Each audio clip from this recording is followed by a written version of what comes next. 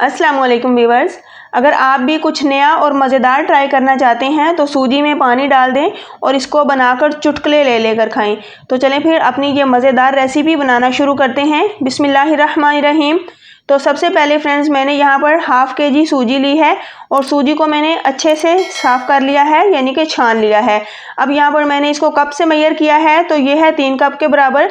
तो इसी रेशो से हम इसमें पानी ऐड करेंगे। यहाँ पर कुछ लोग पानी की मिकदार डबल यूज़ करते हैं, लेकिन मैं यहाँ पर 1 कप कम कर दूँगी और टोटल इस रेसिपी में 5 कप हम पानी का यूज़ करेंगे।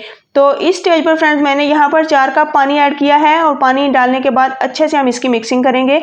तो 1 कप हम आगे चलकर यूज़ करेंगे। अच्छा, यहाँ पर सूजी को हम पानी के साथ अच्छे से मिक्स करेंगे और इसको हम काउंटर पर ही छोड़ेंगे ताकि सूजी का दाना अच्छे से फूल जाए। तो बढ़ते हैं नेक्स्ट स्टेप की तरफ, जिसमें हमने एक बर्तन में घी डाल दिया है। तो घी मैंने यहाँ पर तकरीबन 1.5 कप के बराबर लिया है। अगर हम इसको मेल्ट करेंगे तो ये 2 कप के बराबर घी हो जाएगा। अच्छा, इसको हम अच्छे से मेल्ट होने तक इसी तरह छोड़ देंगे। जैसे ही घी मेल्ट हो चुका है तो अब हम इसमें चीनी ऐड करेंगे। तो चीनी की रेशो भी फ्रेंड्स आप सूजी के बराबर ही ले सकते हैं, लेकिन मैंने यहाँ पर थोड़ी सी मिकदार कम यूज़ की है। अगर आप मीठा लवर हैं तो फिर आप पूरे 3 कप इसमें चीनी ऐड कर सकते हैं, लेकिन मैंने तकरीबन 2.5 से पौने 3 कप इसमें चीनी ऐड की है। अब यहाँ पर फ्रेंड्स कोई आपने 1 तार या 2 तार वाला शीरा नहीं बनाना, बस इसी तरह चीनी और घी की मिक्सिंग करते जाएं।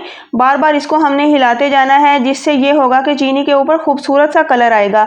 तो इसको जस्ट हमने कलर देना है और साथ ही हमारी चीनी भी मेल्ट हो जाएगी। तो ये काम करना फ्रेंड्स इसलिए ज़रूरी है कि इससे एक तो हलवे को भी शानदार कलर मिलेगा और टेस्ट में जो हमारा हलवा होगा वो आउटस्टैंडिंग लेवल तक जाएगा। बड़ी ही मज़ेदार रेसिपी हमारी बनकर रेडी होगी।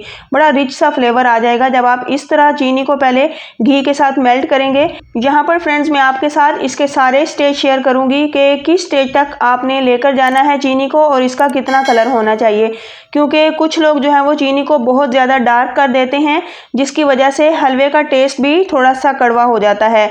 तो वो टेस्ट बिल्कुल भी अच्छा नहीं लगता। इसीलिए बस इस चीज़ का आपने ख़ास ख्याल रखना है कि एक तो आपने चम्मच नहीं छोड़ना, इसी तरह आपने इसको हिलाते जाना है ताकि इक्वल सा कलर आए और हर तरफ से जो है वो चीनी खूबसूरत सी गोल्डन हो जाए और कहीं से भी डार्क कलर ना आए। तो यहाँ पर अब ये स्टेज आ चुकी है कि चीनी में हल्की फुल्की सी गुठलियाँ बाकी हैं अभी इस स्टेज तक। तो आपने इसको उस टाइम तक पकाना है कि चीनी का दाना भी अच्छे से घुल जाए और खूबसूरत सा गोल्डन कलर आ जाए।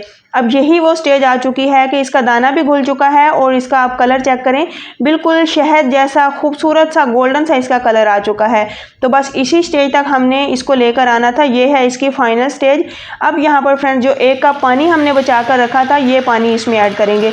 तो यहाँ पर मैं आपको इसकी आवाज़ भी सुनवा रही हूँ कि आपने इसमें बहुत ज़्यादा एहतियात बरतनी है कि थोड़ा थोड़ा आपने पानी डालना है और पहले थोड़ा सा पानी इसमें डालें और आप पीछे हो जाएं, क्योंकि चीनी बहुत ज़्यादा गर्म है, ऑयल के साथ मिक्स हुई हुई है, तो ये ऊपर को उछल सकती है। तो बस वक्फे वक्फे से इसमें थोड़ा थोड़ा पानी डालें और आप लोग साइड पर हो जाएं ताकि ये अच्छे से इसके अंदर खुद ही मिक्स हो।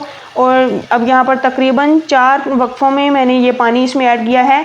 जैसे ही पानी ऐड कर दिया है तो अब इसमें मैंने 4 अदद हरी इलायची ऐड की हैं और उन्हें भी खोल कर डाल दिया है। तो यहाँ पर फ्रेंड्स आपने इस चीज़ की बिल्कुल भी टेंशन नहीं लेनी कि इसकी जो है वो गुठलियाँ बन चुकी हैं दोबारा से, क्योंकि हमने इसमें पानी ऐड किया है तो चीनी बहुत ज़्यादा गर्म थी और ठंडा पानी जैसे ही उसके अंदर गया तो चीनी जम सी जाती है।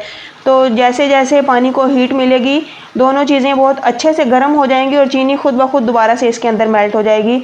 तो यही एक सादा सा प्रोसेस है जो कि इस रेसिपी को 4 चांद लगाएगा। तो ये काम आपने लाजमी करना है। अब यहाँ पर हम इसकी अच्छे से मिक्सिंग करेंगे। तो फ्रेंड्स यहाँ पर इसकी मिक्सिंग हो चुकी है, बिल्कुल हल्की फुल्की सी इसमें अभी गुठलियाँ हैं, वो खुद ब खुद आगे चलकर मेल्ट हो जाएंगी। तो यहाँ पर सूजी का दाना आप चेक करें कितने अच्छे से फूल चुका है। तकरीबन 15 से 20 मिनट हो चुके हैं, इसे मैंने काउंटर पर छोड़ दिया था। अब यहाँ पर एक बार हम इसकी दोबारा से मिक्सिंग कर लेंगे और यहाँ पर हम इस शीरे की भी मिक्सिंग कर लेते हैं जो कि हमने चीनी और घी का तैयार किया है।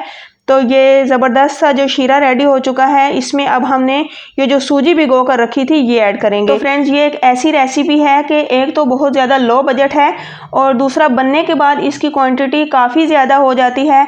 तो अगर आप इसे दावत में बनाएंगे इंशाल्लाह बजट फ्रेंडली रेसिपी आपकी पूरी दावत को 4 चांद लगा देगी और आपके दस्तरखान की शान बढ़ा देगी। एकदम शाही रेसिपी तैयार होने वाली है। तो फ्रेंड्स इसे बनाकर अगर आप फ्रिज में रखते हैं तो तकरीबन 10 से 15 दिनों के लिए आप इसको स्टोर कर सकते हैं, ये बिल्कुल भी ख़राब नहीं होती। तो जब भी आपका मन करे इसे खाने को, बस उतनी सी मिकदार में आप फ्रिज से निकालें, इसे अवन में गर्म करें और इंजॉय करें। अच्छा फ्रेंड्स, आपने यहाँ पर जैसे ही सूजी ऐड करनी है तो एक चीज़ का ख़ास ख्याल रखना है कि इसकी फ्लेम मीडियम कर दें। अगर आप इसे हाई फ्लेम पर डालेंगे तो आपसे ये चीज़ हैंडल नहीं होगी, क्योंकि इसमें फ़ौरन से ही गुठलियाँ बनना शुरू हो जाती हैं। तो आपने फिर परेशान भी नहीं होना कि ये ख़राब तो नहीं होगी, ऐसा बिल्कुल भी नहीं होता। जैसे जैसे इसको हीट मिलती जाएगी, आप इसे हिलाते जाएंगे तो ये बड़ी ही ज़बरदस्त सी रेसिपी हमारी तैयार हो जाती है और सारी गुठलियाँ अंदर ही खुद ब खुद मेल्ट हो जाती हैं। तो यहाँ पर सूजी और चीनी वगैरह अच्छे से मिक्स हो चुकी हैं। तो इसकी फ्रेंड्स आपने तकरीबन 15 से 20 मिनट लाजमी भुनाई करनी है। अगर आप इसको अच्छे से नहीं भूनते तो फिर इसमें आपको सूजी की हल्की सी कच्ची महक आती रहेगी और सूजी का जो है वो कच्चापन इसी तरह आपको फील होता रहेगा। तो इसीलिए आपने इसकी पहले भुनाई अच्छे से करनी है। उस स्टेज तक आपने इसकी भुनाई करनी है कि ये जो हमने रेसिपी तैयार की है, सूजी का ये हलवा जो हमने तैयार किया है, ये बर्तन को छोड़ दे। तो अल्हम्दुलिल्लाह यहाँ पर 20 से 25 मिनट मैंने इसको कुक किया है और अब यही वो स्टेज आ चुकी है कि एकदम अमेजिंग सा इसके ऊपर कलर आ चुका है और सूजी जो है वो बर्तन को भी छोड़ रही है। तो हमारा ये ज़बरदस्त सा नरम और रसीला हलवा बनकर रेडी हो चुका है। तो बस अब हम इसमें कुछ ड्राई फ्रूट्स ऐड करेंगे। आपके पास जो अवेलेबल हों आप डाल सकते हैं। तो मेरे पास इस टाइम सिर्फ़ और सिर्फ किशमिश और बादाम थे, तो मैं इसमें ये दोनों चीज़ें डाल दूँगी। किशमिश को मैंने अच्छे से धो लिया है और साथ ही बादाम भी धोकर काट लिए हैं। तो ये दोनों चीज़ें डाल दूँगी और अब हमारी ये मज़ेदार सी रेसिपी रेडी हो चुकी है।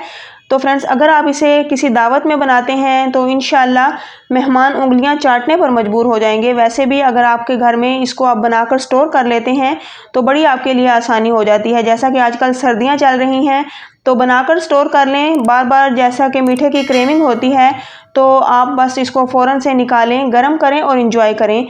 तो अगर आपको ये मेरी वीडियो ज़रा सी भी पसंद आए तो इस वीडियो को आपने लाइक करना है और आगे ज़्यादा से ज़्यादा शेयर करना है।